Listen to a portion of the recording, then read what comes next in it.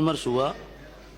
मैं आपसे निवेदन करना चाहता हूं कि आजादी के बाद जो संविधान बना,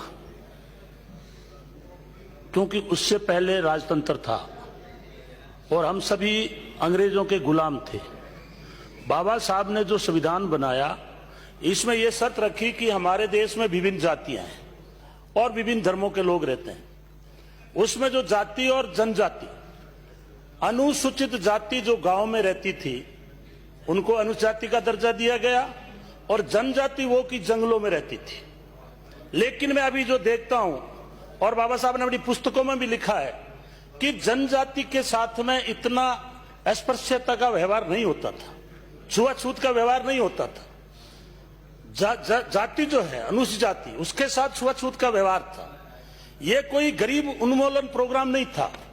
बाबा साहब ने जो आरक्षण दिया, उसकी जो मूल भावना थी कि जिस तरह से हमारी बॉडी में अगर एक अंग कमजोर होता है, उसको दवाई दे के ठीक किया जाता है ताकि अपाहिज नहीं कहलाएं, उसी प्रकार हमारे समाज में वर्ण व्यवस्था थी। सबसे ऊपर ब्राह्मण, दूसरे नंबर पर क्षत्रिय, तीसरे नंबर पर वैश्य और चौथे नंबर पर शूद्र। तीनों का भार हमारे ऊपर था। तो बाबा साहब ने कहा था कि अगर आपको इस देश को विकास करना है तो इस खड़ी लाइन को पड़ी लाइन कर दो, सबको समानता का दर्जा दे दो, हमारे देश को कोई विकास से रोक नहीं पाएगा। उसी भावना के अनुरूप कांग्रेस ने बाबा साहब के संविधान को मान्यता दी। वो जब इनक्लोज लिखते थे संविधान का, तो वल्लभ भाई पटेल, नेहरू जी सब उसको स्वीकृति देते थे, संविधान बना। उस वक्त जिनका ये विवरण दे रहे हैं, इन लोगों का कोई लेना देना भी नहीं था। अभी ये बात भी आई कि गांधी जी का और उनका विवाद था, इस तरह की कोई बात नहीं थी। लेकिन बाबा साहब ने यह जरूर तबका है जिसको हम अछूत समझ के बाहर रख रहे हैं, वो पशु की जिंदगी जीने के लिए मजबूर हैं। अगर उन्हें हमें बराबर लाना है तो हमें आरक्षण देने की आवश्यकता रहेगी। और उन्होंने ये कहा कि आरक्षण ये जब तक ही रहेगा जब तक इस देश में जाति व्यवस्था रहेगी। तो मेरा आपसे आग्रह है सभापति महोदय कि इस देश में सामाजिक समानता और आर्थिक समानता जब तक नहीं आएगी, जब तक ये जो है आरक्षण जारी रहेगा। क्योंकि चाहे आज आरक्षण आज ही खत्म कर दे, आरक्षण के नाम पे हमें गाली बहुत पड़ती थी, लेकिन अब तो ठीक हो गया कि ओबीसी को 27% आरक्षण, 10% श्रमण जाति को आरक्षण, कुछ गाली कमजोर हो गई। लेकिन मैं आपसे आग्रह करना चाहता हूं कि यदि आप इस देश को विकास की ओर ले जाना चाहते तो हमारे धर्म को सबसे पहले, जो हमारे समाज के ऊपर ये छुआछूत का कलंक है, इस कलंक को हमें खत्म करना पड़ेगा। छुआछूत हम तो करते नहीं, इसलिए हम चाहते हैं कि जिन्होंने ये गलती की है, ये सुधार उनको करना चाहिए।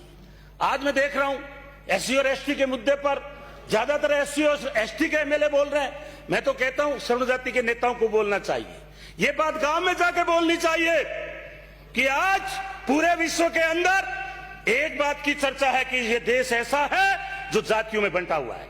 ये आजादी से पहले मुगल आए, उनसे पहले तुगलक आए, उससे पहले गुलाम वंश आया, उससे पहले मीर कासिम आया।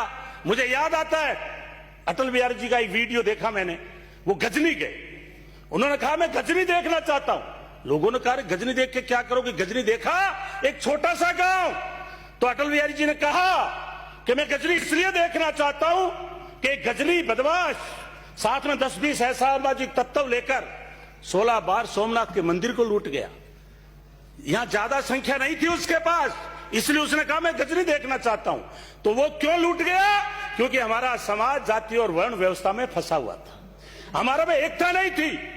इसलिए जो हमारे जैसे हम लोगों को हथियार की ट्रेनिंग नहीं थी। बंदूक कौन उठाएगा? क्षत्रिय उठाएगा। पूजा कौन करेगा? ब्राह्मण से करेंगे। वैश्य क्या करेंगे? व्यापार करेंगे। उस फूट का फायदा उठा करके और एक छोटा सा आदमी हमारे सोमनाथ मंदिर को लूट के और हमारी मूर्तियां तोड़ करके सोने और चांदी को खच्चर भर के अफगानिस्तान ले गया। ये मैं नहीं कह रहा हूं, ये अटल बिहारी वाजपेयी जी का वीडियो है। इसलिए हमें समझना चाहिए, चाहे महान पुरुष चाहे बीजेपी में रहा हो चाहे कांग्रेस में रहा हो, हम सबका सम्मान करते हैं। इसलिए मैं निवेदन करना चाहता हूं कि इस सामाजिक अस्पृश्यता का हम अपमान सहन करते हैं। हम कहीं भी जाते हैं, अगर हम ये कह दें हम हिंदू है, वो संतुष्ट नहीं होगा जब तक हम जाति नहीं बताएंगे। क्या प्यार बोलते तो ठीक हो, फिर कहेंगे जाति क्या है, तो फिर ये बात कहेंगे आपने इस जाति में कैसे जन्म हो गया। ये हमें बहुत पीड़ा है सभापति महोदय। और ये बात मैं कहता हूं, इस देश में नेता बहुत है, इस देश में नीति बहुत है, कमी है तो नीयत की है। अगर किसी आदमी की नीयत ठीक हो जाए शासन करने वालों की, तो ये कोई बात लंबी नहीं चल सकती।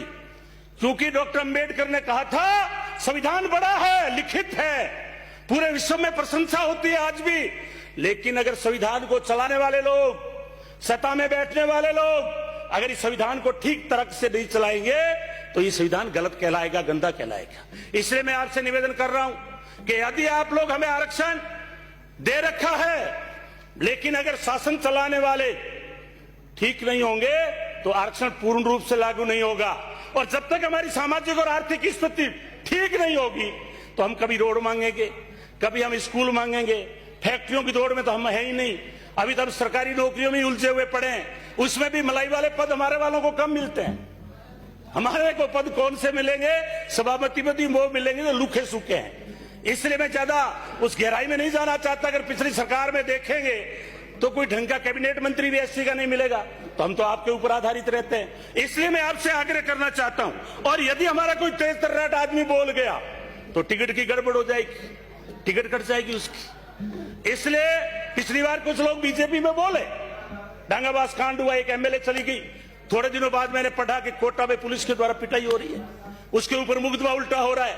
तो मैं कहना यह चाहता हूं आपसे कि आज हमें यह विचार विमर्श करना पड़ेगा, क्योंकि सामने बैठे हैं वो भी बुद्धिजीवी हैं, शासन चला चुके हैं, सारी बात अच्छी तरह से जानते हैं। लेकिन हमारी एक पीड़ा है, हम आर्थिक कमजोर रहने को तैयार हैं, हम झोपड़ी में रहने को तैयार हैं। हमने मोमबत्ती देख करके उसको रात को उजाला करके पढ़ाई की, एमए की, सामाजिक हॉस्टलों में रहे, हमें कोई दर्द नहीं, हमें लुखी सोखी रोटी मिली। आज भी हमारा बच्चा जो समाज कल्याण हॉस्टल में रह रहा है उसको कोई किसी तरह की बड़ी सुविधा नहीं है। हम जब हॉस्टल में जाते हैं, गद्दे पुराने हैं, चद्दर मेली पड़ी है, आटे में इलिया पड़ी है, सब्जी आती है उसमें भी आधा सुपरडेंट माल बढ़ा जाता है। इसलिए बहुत सारी बातें हैं, वो परिस्थिति हम झेलने को तैयार है।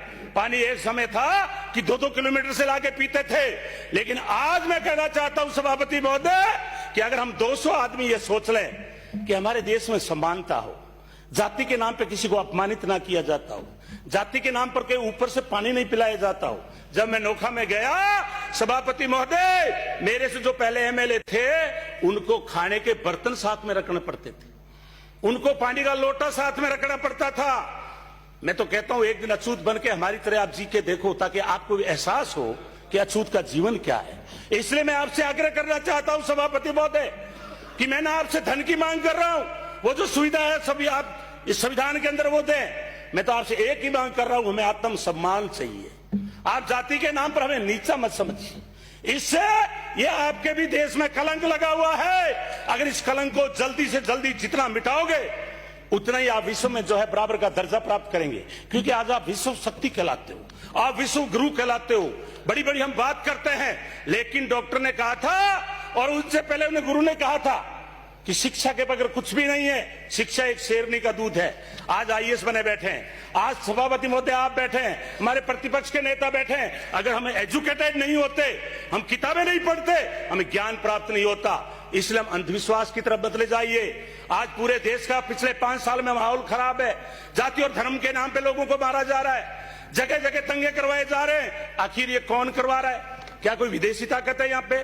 क्या यहाँ कोई पाकिस्तान का इन्वॉल्वमेंट है या कोई दूसरे चाइना का इन्वॉल्वमेंट है?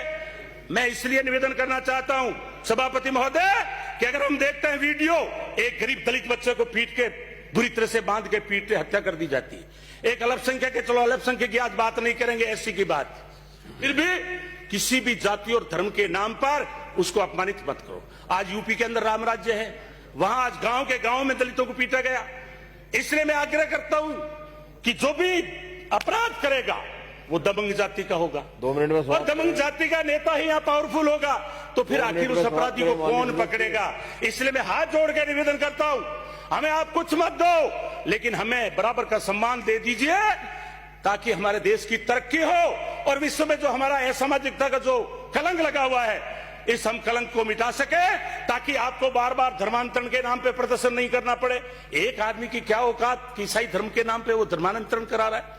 देश हमारा है, हम लोग देश के हैं, इसलिए आप यहां, चूंकि आपको मीडिया में खबर बनानी है, उसकी बजाय एक प्रभावशाली आदमी अगर उस गरीब को इज्जत देगा, वो आदमी धर्म परिवर्तन नहीं करेगा। मैं एक उदाहरण देके बैठूंगा। मेरे एक बेगवाल अलादीन बन गया, मुसलमान धर्म परिवर्तन कर लिया। मैं गया, मेरे मामा लगता था, मैंने कहा मामा, सगना राम नाम था, थोड़े दिन पहले की बात है, कोई 10 एक साल पहले। मैंने कहा आप अलादीन कैसे बने?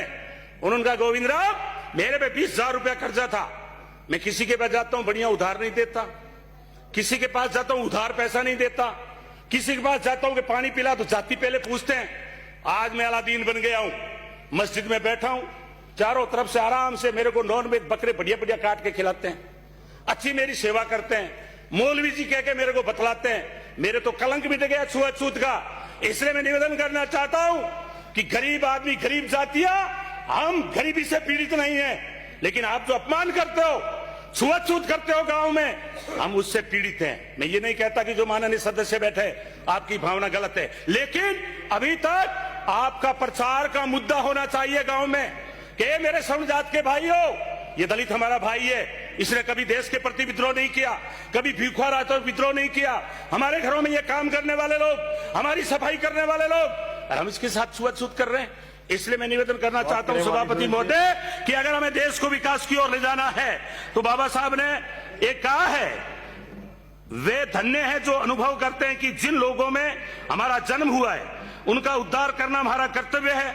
धन्य है वे जो गुलामी का खात्मा करने के लिए सब कुछ न्यौछावर करते हैं, और धन्य वे हैं जो सुख और दुख, मान और सम्मान, कष्ट और कठिनाइयों, आंधी और तूफान की परवाह किए बिना तब तक संघर्ष करते रहेंगे जब तक एस्प्रियों को, अछूतों को उनके मानवीय जन्म सिद्ध अधिकार ना मिल जाए। आपने समय दिया, इसी के साथ धन्यवाद, बहुत बहुत धन्यवाद। बलवान पूनिया।